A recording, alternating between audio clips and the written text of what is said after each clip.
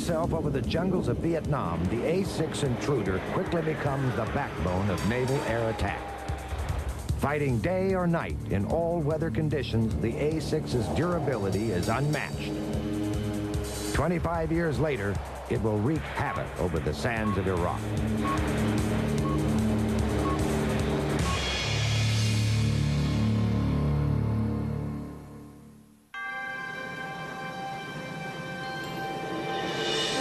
Over 30 years ago, emerged one of the greatest airplanes ever to be deployed from an American aircraft carrier, the A-6 Intruder.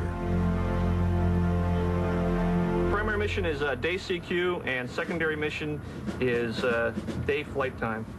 Today, a new generation of Intruder pilot prepares for a mission aboard an aircraft that was designed before most of them were born. This is Attack Squadron VA-34. V stands for fixed wing, A for attack. The men are being briefed one level below the flight deck, where a flurry of activity is already underway. The planes are given final preparations as the rescue helicopter is launched. All day, it will hover next to the ship, waiting for a disaster that all hope will never come. For the naval aviator, nothing is ever routine. If the pilot gets a cold cat shot, he will have less than a second to decide whether to attempt to power out of his predicament or to leave his multi-million-dollar aircraft behind in a life-saving injection. Upon landing, he must guide his aircraft on a precise descent to safety. Too high, and he will be forced to plunge downward at the last moment, most likely snapping his landing gear. Too low, and he will hit the back end of the ship. Too far to the right, and he hits the control tower. Too far to the left, and $100 million worth of aircraft will go up in flames. Like all naval aviators, the men of Attack Squadron 34 face this challenge twice a day. But because they fly the all-weather A-6 Intruder, they are expected to carry out their mission even when massive waves come crashing over the 60-foot bow.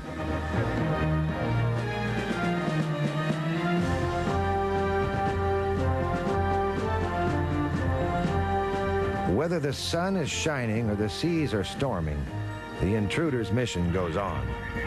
All-weather and night attack is the mission of the A-6, and has been for 30 years.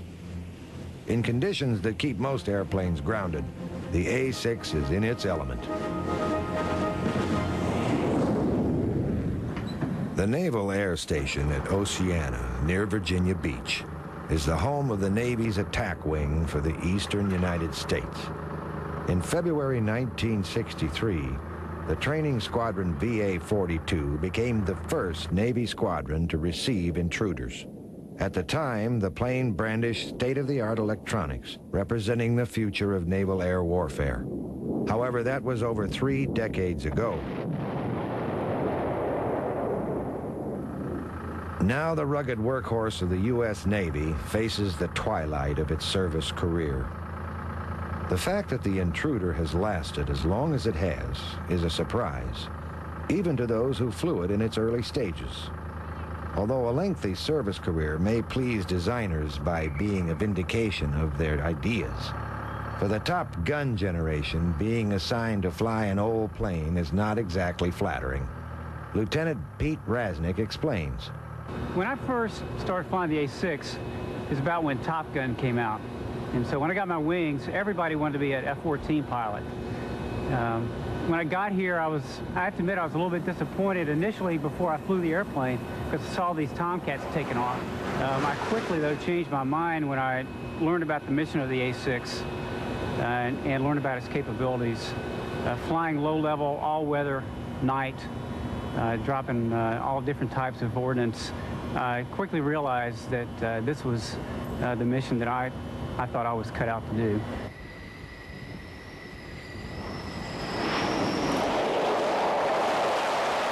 I was initially a little disappointed, but once I got here, saw the mission, saw what was involved, get a real hands-on, get to see your results right away, the bombs hit the target, and what have you. I feel like I'm more a part of the crew, sitting side by side. I feel like we're more of a team in the aircraft. I'll never forget my first flight. It was a low-level flight, and it was a real rush. We took off and flew for about 20 minutes at around 500, 300 feet above the deck at in excess of 400 knots, and it was just one of the neatest things that I had ever done. And I knew right away that that's what I wanted to do, was fly in an A6. Because Intruder crews fly the ship's oldest plane, they often take occasion to teach the pilots of the newer aircraft not to complain. It's not uncommon to have other aircraft types complaining about their old aircraft, especially the F-18 community. When we were on cruise, they were complaining about their old F-18s that were, 7 and 8 years old. And I looked at them and just laughed because we were flying. Our newest planes were only 7 and 8 years old. So those guys, they don't know what an old airplane is. We fly an old airplane. The A6 may be an old plane, but there are none who will question its effectiveness. In fact, 30 years after the first flight of the prototype, the venerable Intruder was again flying into harm's way. On August 20th, 1990, Iraqi President Saddam Hussein invaded Kuwait and declared it part of Iraq. What followed was the largest deployment of United States forces since the Vietnam War. Anticipating a further push into the oil-rich countries of the Arabian Peninsula, vast armies were gathering on the northern tier of Saudi Arabia.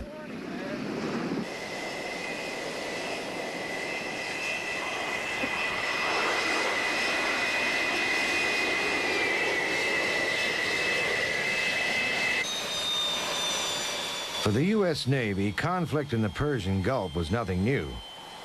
Throughout the long war between Iran and Iraq, U.S. naval forces were deployed to provide safe passage for oil tankers. Therefore, at the beginning of Desert Shield, much of the U.S. Navy was already poised to strike.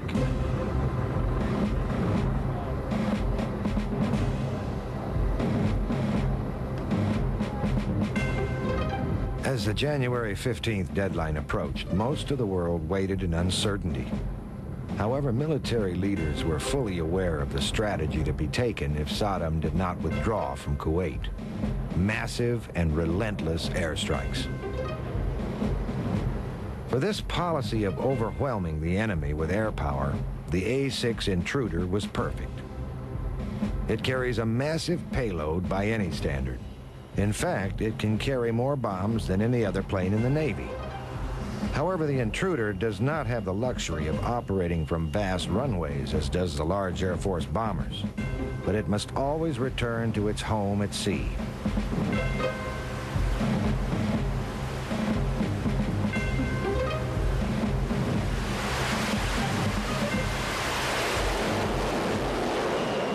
When January 15th arrived with no sign of capitulation on the part of the Iraqi army, President George Bush wasted no time in making good on his promise. Airstrikes began immediately, and the intruders aboard the USS Roosevelt were among the first to be called into action. Intruder pilot Lieutenant Pete Rasnick flew in the early days of the war. It was a gorgeous day, morning, sun had just come up. Didn't see any type of AAA SAMs or anything. Got to our target. I remember rolling in on the target and just thinking to myself, it just seems so benign. There's nothing out here. It's just like a training mission.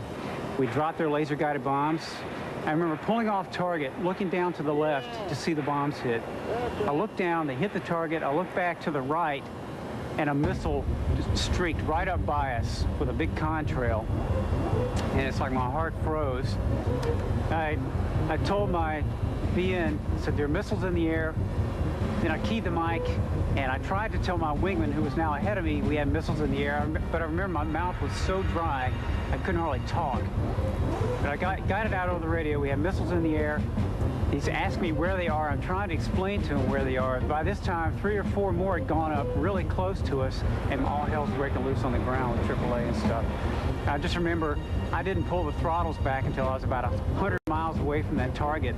And I just remember looking down at the ground, thinking, this plane is going so slow. And I kept pushing the throttles as far as they would go. It just wouldn't go any faster.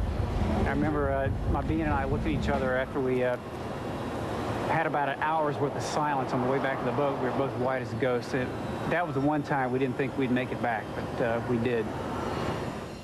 Flying during the day was not the preferred mission of Intruder crews. Unlike the high-flying B-52s, Intruder pilots did most of their attack work at low levels, well within the range of Iraqi anti-aircraft artillery. Because of this obvious danger, the Intruder does its best work at night. Not all the Navy's carriers were located in the Persian Gulf. Intruder pilots deployed from carriers in the Red Sea flew exhaustive night missions over Baghdad, which often lasted over 6 hours. Baghdad was a heavily fortified city, and the greatest security bestowed upon Intruder crews was the protective cover of darkness. However, as most naval aviators will attest, the most difficult challenge came not from Iraqi guns, but rather the long trip back to the ship. For us in the Navy, the mission doesn't stop once we're out country. With our air base being in the water and being very movable, we don't know where it is when we come back. First, we have to find that.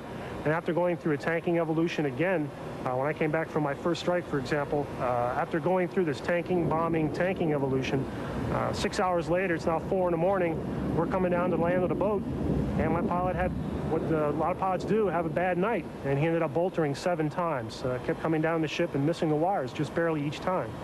Got down to the point where we had a low fuel light come on. He had to launch a tanker. We had to tank again. At this point, one of our generators wasn't working, so I had to illuminate the basket with my flashlight while the pilot was trying to fly it in there. So he's under more stress. 7 hours have gone by at this point, and we just want to get the thing down on deck and go home. After all this finally finished, we finally got down on the deck. We both just went down and sat in our racks and just were very quiet. Didn't say much. Just the stress didn't stop just leaving Baghdad. It just continued on, just trying to get back to the boat itself. Despite all of the challenges faced by naval aviators and the deck handlers, the first days of the war were a total success. At all levels of operation, morale was running high. Live television coverage provided the world audience a play-by-play account of a seemingly one-sided war as smart bombs hit their targets with remarkable precision. Then came the inevitable. We heard that an A6 got shot down, and it was an East Coast A6, and I knew that I had a very good chance of knowing the people that had been shot down, and we weren't sure if they had been killed or not. And then when they released the audio of the prisoners, I recognized the voice immediately of the bombardier navigator who had been shot down. And then they showed, the next day they showed the video, and he just looked terrible, you know, from the ejection and from whatever he was subjected to as a POW. And I remember thinking that we had gone through some, you know, very introductory training into what prisoners of war may go through if captured. And I just remember thinking that he was going through that, and you know, probably lots worse. And it really brought it home to me, and all of a sudden it wasn't a some kind of game on television anymore. It was it became real personal.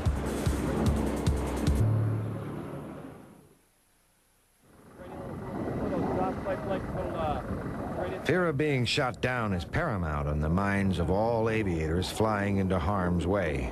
But for the naval aviator, it is only one of many uncertainties. Their ever-moving airstrip can itself be a more difficult target than any Iraqi bridge or Scud bunker. With zero margin of error, the naval pilot must put hook to wire with an accuracy greater than any of the laser-guided technology at his disposal. The war in the Gulf was the first combat experience for most of the men who fly the A6 Intruder. However, combat is nothing new for the aircraft itself. In fact, a quarter century before the outbreak of the war in Iraq, naval pilots of an older generation were flying the Intruder over a dangerous land far from home. In June of 1965, the USS Independence was making its way around Cape Horn, through the Indian Ocean, and on to the unsettled seas off Southeast Asia. As the utmost extension of U.S. foreign policy, the carrier battle group was again en route to provide what diplomacy could not. All the information on the board here.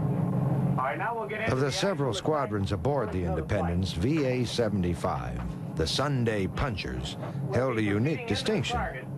They were the first squadron to fly the U.S. Navy's brand new state-of-the-art attack aircraft, the Grumman A-6A Intruder. Most of the men in VA-75 had previous experience in older A-4 Skyhawks and A-3 Sky Warriors. So for them, the new assignment was exciting. The Intruder was the most advanced aircraft aboard the ship. The heart of its electronics was the digital integrated attack and navigational equipment, more affectionately known as Diane. The plane's sophisticated interior seems in contrast to an airframe that looks more like a tadpole than a naval attack plane. But the Intruder airframe was designed with a purpose: tremendous strength and weightlifting capability. This sturdy body, coupled with its sophisticated electronic guts, provide a devastating combination. And on July 1st, 1965, the USS Independence steered into the wind, and the Intruder was put to the ultimate test. All Intruder attack missions in Vietnam involved many other support aircraft. The Grumman E-2 Hawkeye kept everyone aware of the presence of unwelcome MiGs. Any MiGs in the area became the responsibility of the mighty F-4 Phantom. The Intruder has absolutely no air defense capability, making it highly vulnerable to attack from an enemy aircraft. Therefore, an Intruder never flies into combat without fighters in the vicinity. Many unfortunate North Vietnamese pilots would soon realize the Phantom was deadly proficient in this role. So proficient, in fact, that not one Intruder was ever lost to an enemy aircraft.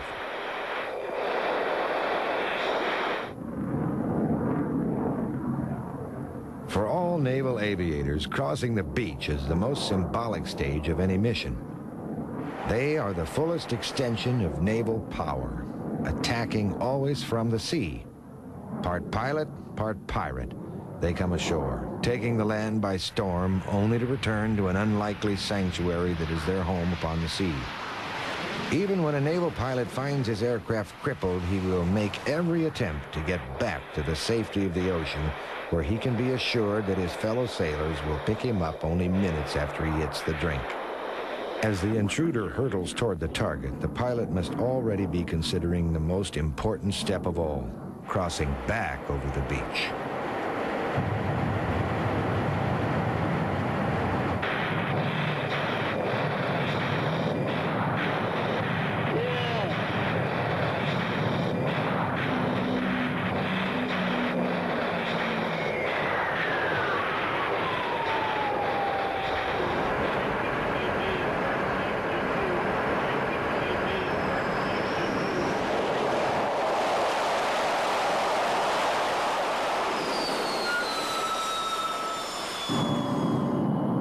Early Intruder missions were carried out against highways and bridges just south of Hanoi.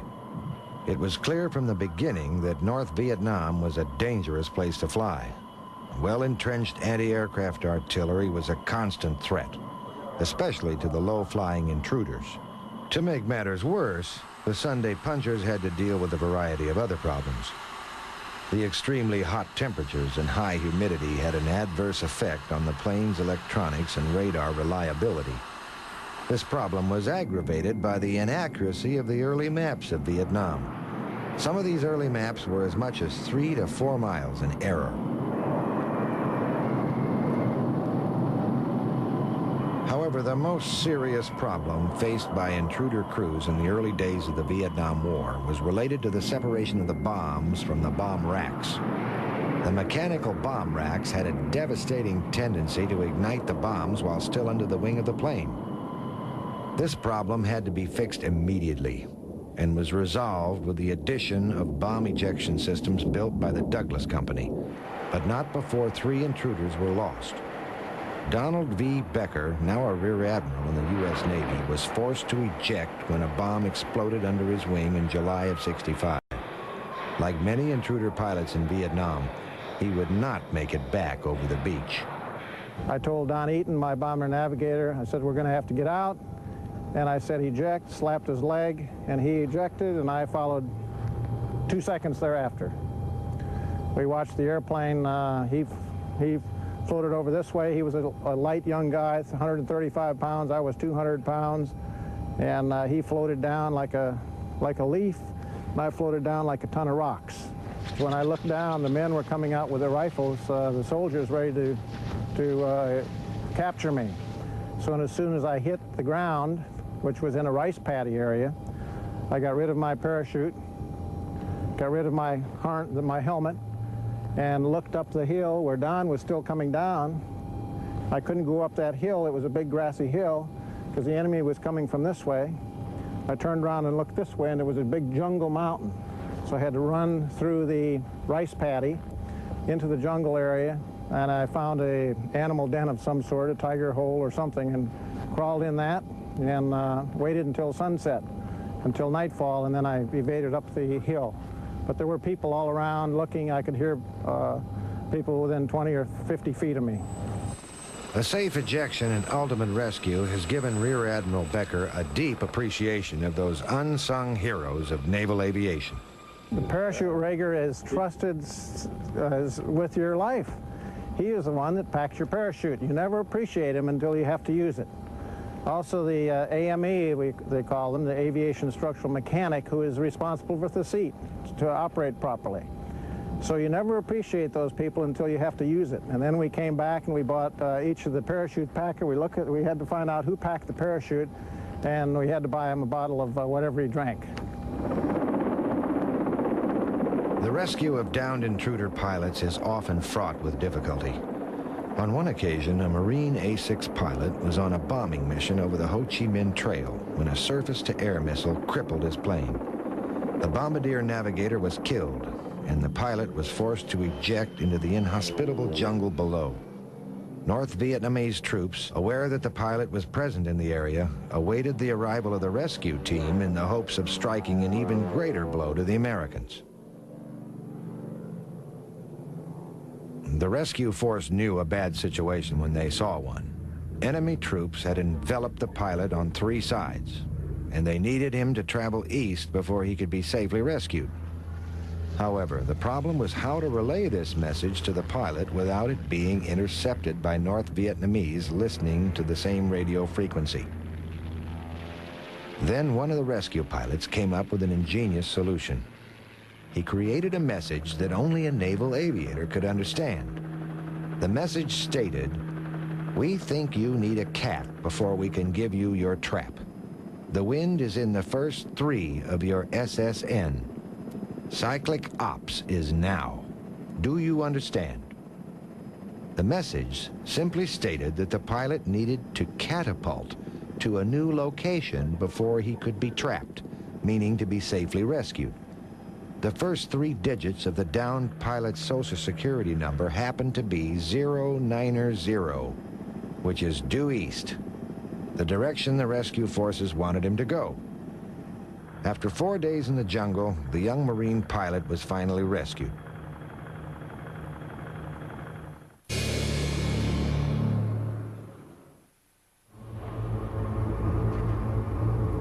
October in Vietnam marks the beginning of the monsoon season. It was during this period of blanket cloud cover and torrential downpours that the Intruder had its first chance to truly shine. Enemy troops, once given a reprieve from air attack when the monsoon rain set in, could now expect to be hit in the worst of all weather conditions. The bad weather capability of the A-6A came both from the strength of its airframe and the power of its electronics.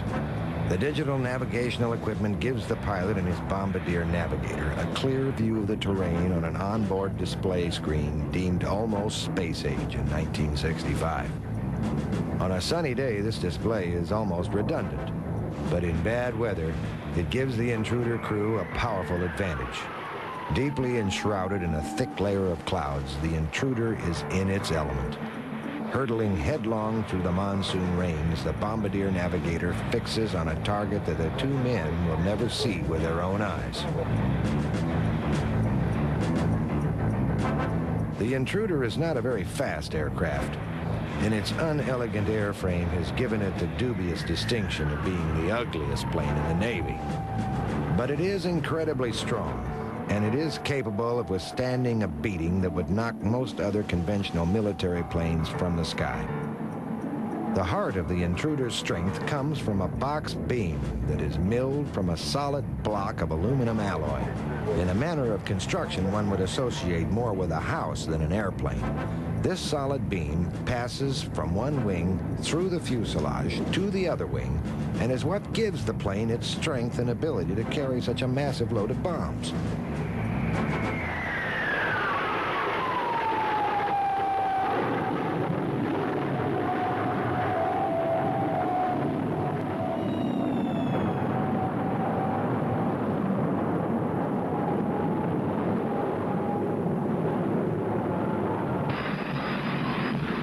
The effectiveness of the Intruder in all weather conditions pleased no one more than the Marines on the ground. In the past, bad weather had meant the absence of close air support. As the clouds moved in, the men on the ground could be certain of one thing: they were on their own. With the A-6 now in the fleet, those days were over.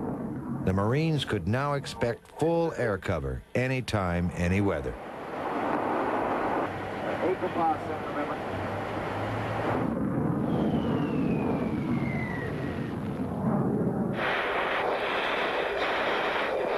The all-weather capability of the Intruder was no accident, but was rather the result of the lessons learned in an earlier conflict, the Korean War.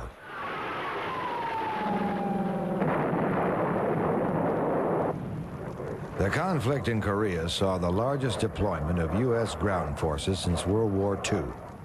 From the Incheon landing and on throughout the entire war, troops on the ground depended on air cover to survive.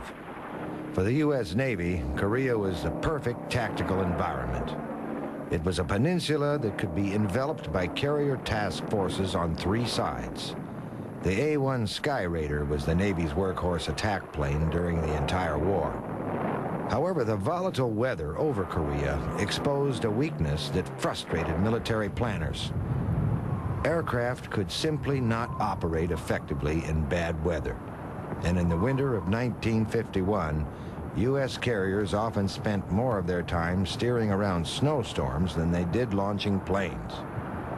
With these lessons learned, the Navy made clear its need for an all-weather attack plane.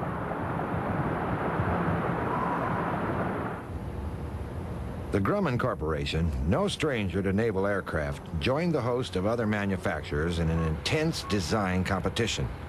In 1957, they built a full-scale mock-up of their prototype, and a year later, they were given a $100 million production contract.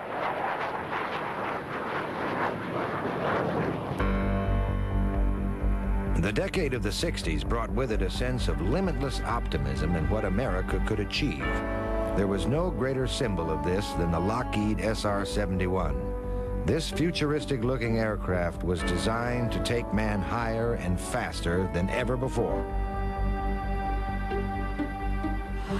In contrast to the sleek SR-71, the A-6A Intruder is a study in practicality. It was not designed to break any speed records, nor could it attain breathtaking altitudes. With its bulbous nose and odd-looking fuselage, it was truly unglamorous. And in an era when America was reaching for the stars, the unassuming Intruder quietly entered squadron service. However, over the cloud-covered mountains of North Vietnam, the Intruder was anything but quiet. During the monsoon season of 1966, it flew 40% of all combat missions for the Navy. But the plane does not fly itself. The pilot must get aboard the ship, whether the seas are calm or when massive waves come crashing over the 60-foot bow. From the time of the Second World War to the war in the Gulf, getting back to the ship has remained the primary challenge of the naval aviator. Standing on the deck, I've seen some pretty colorful stuff in bad weather.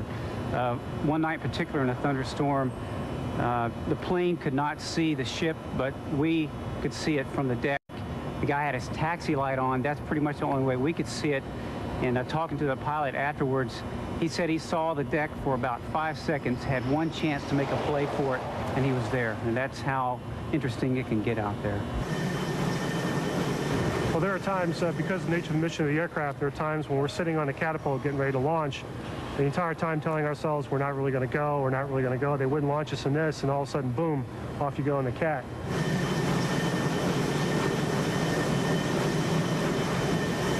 We were working off the coast of Puerto Rico one night in workups for our cruise, and it was a dark night like it always is at the ship, and we ran into a thunderstorm. So we knew what was coming for us, and when it was our turn, we got to the point where we were supposed to call the ball, and we had to call Clara, meaning we could not see the landing environment, we could not see the ball. And the LSO, the landing signal officer, saw us and heard us. He gave us a couple calls. The pilot responded immediately, and about 5 or 6 seconds later, he finally saw the ship. I never did see the ship. Right before we landed, I just remember seeing a rush of lights come up. We slammed into the deck, hit real hard. We got aboard, trapped, shut down, and that was the most memorable landing I've ever had. And if I don't ever have another one as a pilot, that'll be fine with me. That's fine.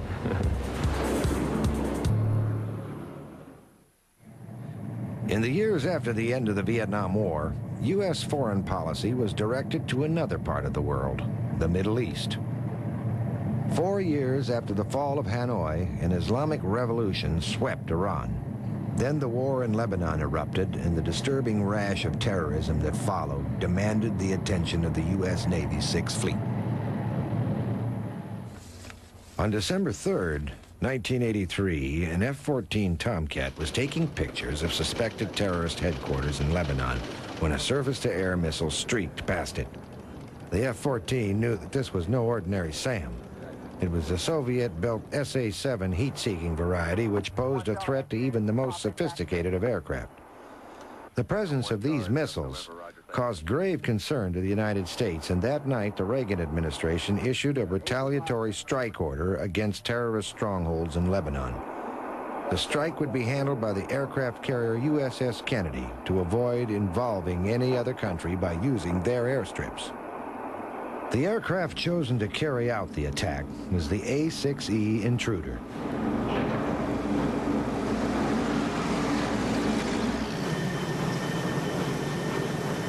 For reasons that have never been fully explained, the assault was ordered to take place in broad daylight.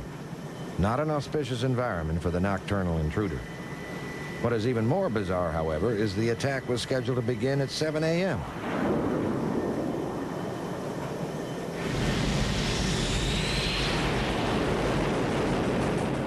Flying in from the west, the pilots would have the morning sun in their eyes, while the Syrian artillery gunners would have the sun at their backs.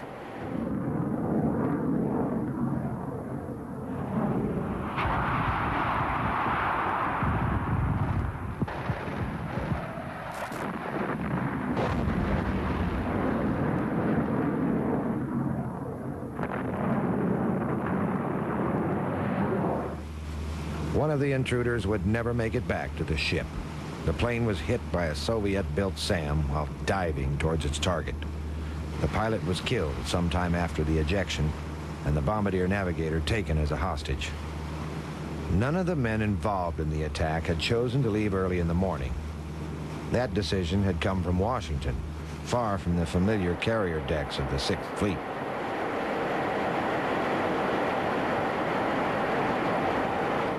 Whether or not the attack on Lebanon would have been more successful had it been carried out at night is a matter of history. What is certain, however, is that all intruder crews undergo intensive training in mock night attack missions. For an aviator in training, these night missions can be a hair-raising experience. Pilot Pete Rasnick remembers taking a new bombardier navigator on his first night flight through the mountains. We're down in this valley in West Virginia with the mountains going up both sides, and all you could see really was the black silhouettes of the mountains on either side of the airplane, and really nothing in front but a few maybe small lights on the ground. And we got down in there to the lowest altitude we're allowed to go at night, and this squadron in, I said, hey, look outside, see what this looks like. It's the first time he'd ever done that. And he had his head in the radar hood. He said, no way, I'm not looking out there. I did it once, I'm not doing it again. Weaving through mountain valleys at 300 knots in total darkness is clearly an unnatural experience. Over the years, the A6 community has developed ways of making night flights easier on the crew. Pilot Greg Buck explains one of these innovations. These are night vision goggles. They basically take a spectrum of light that's not visible to your naked eye at night and amplify it around 30,000 times. Makes the horizon appear, makes mountains appear, trees, whatever. Basically, does not turn night into day, but it makes us able to see much of the ground at night. Hold this for 1 sec. This is how you put them on.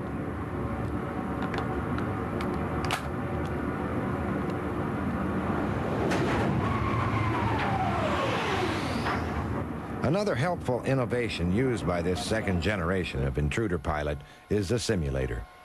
Although this simulator can introduce the trainees to the fundamentals of flight, there is no substitute for the real thing.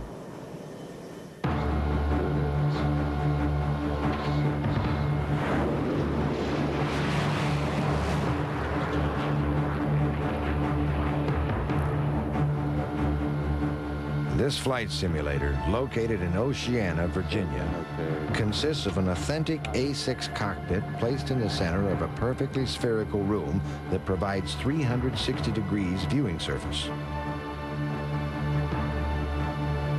Because this particular simulator is used to train pilots on the East Coast, its terrain reference is an accurate simulation of the eastern United States.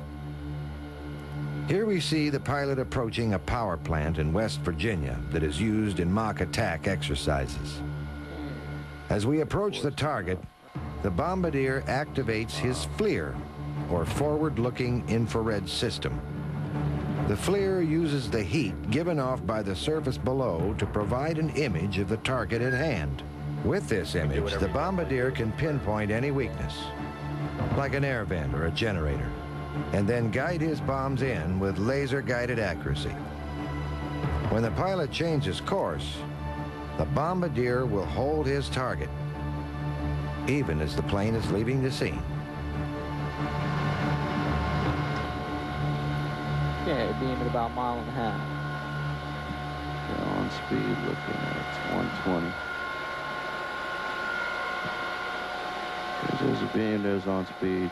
Okay, coming around. 120, 600.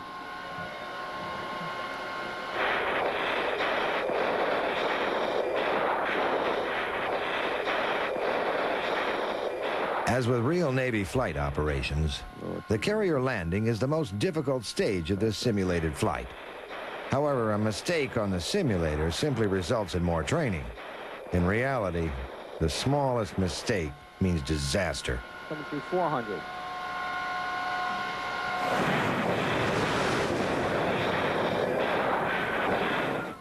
Our pilot boulders, meaning he missed the wires and was forced to power out in a touch and go. To boulder is not uncommon for naval pilots. If the pilot is coming in too high, it's better to miss the wires altogether than to try to plunge downward at the last second. The greatest cause of carrier accidents results when a pilot overcompensates downward in a desperate effort to catch the wire. Power, wave off, wave off. On this attempt, our pilot gets aboard with a perfect 3-wire.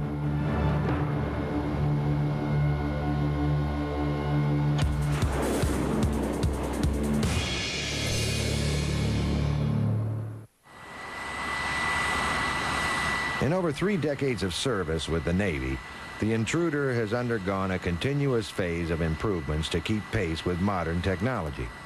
But one aspect of the Intruder mission that has not changed over the years is the camaraderie between the 2 men who fly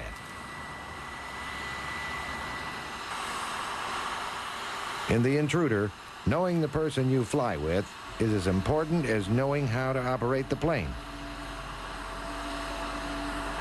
Bombardier Mike White knows the value of this relationship. The importance of flying with the same person on a regular basis can't be overemphasized. Just the basic mechanics of flying itself, there's a lot involved, basic brief of takeoff procedures, landing procedures, and so forth. You fly with the same person and do the same routines over and over again. The two of you are used to that and pretty much know what the other person is going to do. However, even more important than knowing each other, the two must trust each other. When he says he has a target on radar, I can't tell. I can't see the radar, and I have to trust him, and that's just the trust that you develop between each other. On the other hand, he has to trust me to fly the airplane low, to keep my scan going, don't get distracted by something and fly us into the ground.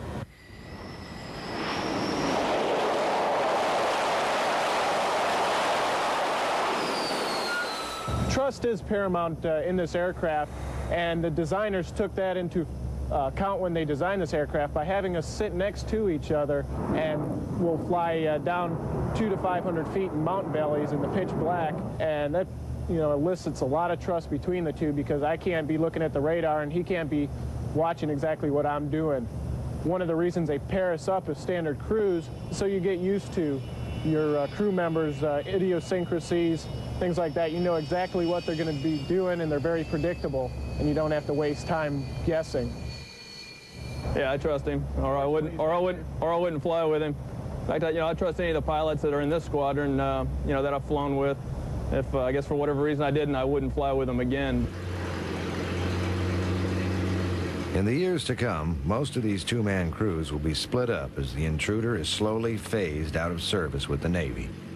Although it proved effective in the Persian Gulf, the austere physical environment of the 90s leaves little room for aging military hardware.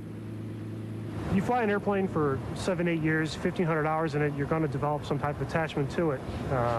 Yes, we all wanted to fly Tomcats. That's when Top Gun came out. But I've really learned to love the mission. Really regret seeing it go. Yes, the capabilities are behind what we can make and what else we can use out there. But it's going to be sad to see it go. We're flying an airplane that's the same age I am. My parents are always concerned about the fact that they're afraid things are going to fall apart around me. But other aircraft, we see them come and go. We see them complaining about their maintenance problems and their shortcomings. But we always seem to make do what we have in the A6 community. We always seem to overcome any obstacles that are thrown in front of us. We're used to having to fight all the time instead of having things come easy. And I think the airplane is still very capable and still has very much a part of our nation's defense.